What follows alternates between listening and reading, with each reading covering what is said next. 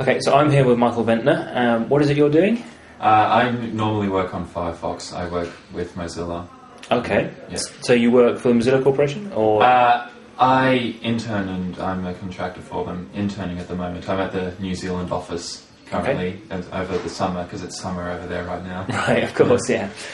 So what are you doing here at UDS? I got invited to come here by George Castro just to come talk about, how we could improve Firefox on Linux even further because I don't know if you know about this, but there was a huge jump in in quality and integration between the Firefox 2 and Firefox 3 releases for Linux and Gnome integration, all that, and I hope that we can still find some things that we can do, and we have found some things that we can do, especially with these new features that they were announced at Jaunty. We'd like to be able to use them in the Linux version of Firefox. What sort of features are they? Well, the new notifications are a nice one. I mean, the old notifications, we had a little bit of inconsistency between them, but with the changes they plan to make, we think that using real notifications like what we do with Mac with Growl would be really plausible for us. So how does that appear to the user? How does that appear to the user? Well, it's supposed to be better looking, more animated and more integrated with his desktop. Okay.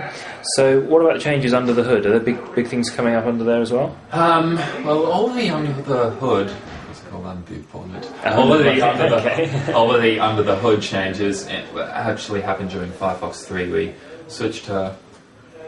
switched to Cairo, we switched to SQLite for a lot of things, and more abstraction, and we just used better open source programs and libraries that were out there to really up the quality and performance of this release.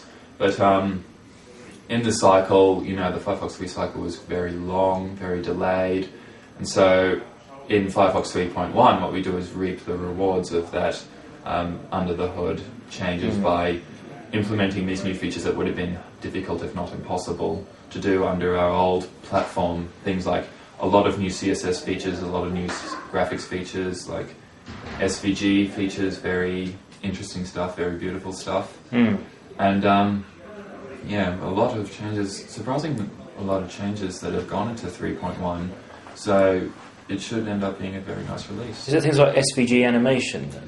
SVG animation, you mean Smile? I think so. Smile isn't ready for 3.1, but it's almost ready to be checked in for trunk, mainline trunk. I'm talking about things like new CSS features, text shadow, border image, those kinds of CSS3 rules, a lot of them that we could do now quite easily because of our changes in Firefox 3 to the platform. A lot of SVG changes were mostly just new static features and, of course, integration with part of the web page, because with our switch to Cairo came a lot of new things that we could do, new great things that we could do. When you're looking at integration with the Gnome desktop, is the Gnome desktop the obvious place to do that, or are you able to do more things with Gnome than you are with KDE, for example? More things with Gnome than with KDE because mostly for historical reasons, but also because I only really know GTK.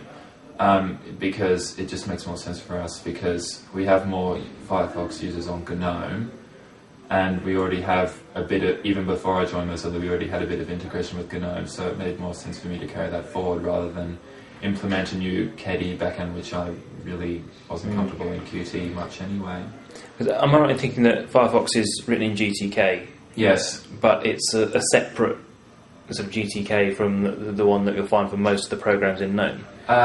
It uses GTK, but it uses most of the low-level stuff in GTK, just to be able to actually, create a window, draw stuff on screen. It's not a true GTK program in that kind of sense, in the sense of the kinds of programs you get by default on the GNOME desktop. And does that impact the way it integrates with the desktop in terms of the look and feel? Well, the look and feel can be emulated with a bit of work, and that's what we try to do a lot in the Firefox 3 cycle, and we aim to do even more with the Firefox 3.1 cycle. Yes, there are ways that we could improve our integration, and well, our platform is very abstract and very cross-platform, so yes, we do have a harder time in that, but we think that we have done a very good job so far, and we do want to continue to do a good job at that. Yes, we don't integrate with all of Gnome or GTK services, but we try our best. But yeah, what we have so far is pretty good, but yeah, it's pretty... We have a lot of stuff in the Mozilla platform that we have ourselves. Excellent. So, are we likely to see a major release, a new major release of Firefox before long? 3.1 will be out early next year. Right. We aim to do much more frequent releases than we did earlier, 0.1 intervals. We aim to do that for the 3.0 release because Firefox 4 aims to be built on the Mozilla 2 platform, and that's going to be quite a fundamental change because it's a major bump in the Mozilla code base, so there's going to be a lot of rewrites, a lot of changes happening to make it better and more robust. So is it likely that 3.1 will be what is in Jaunty? That looks to be likely, yes. I'm not sure what the plans definitely are in concrete, of course. It's too early to say, but it's too early to confirm anything, but it looks like 3.1 would likely be in Jaunty, and it would be really good if it was. So what are your main things you want to take away from this week? Well, to meet with people that I've seen on IC and talk to, and also to find out ways that Firefox could improve on GTK, on Linux.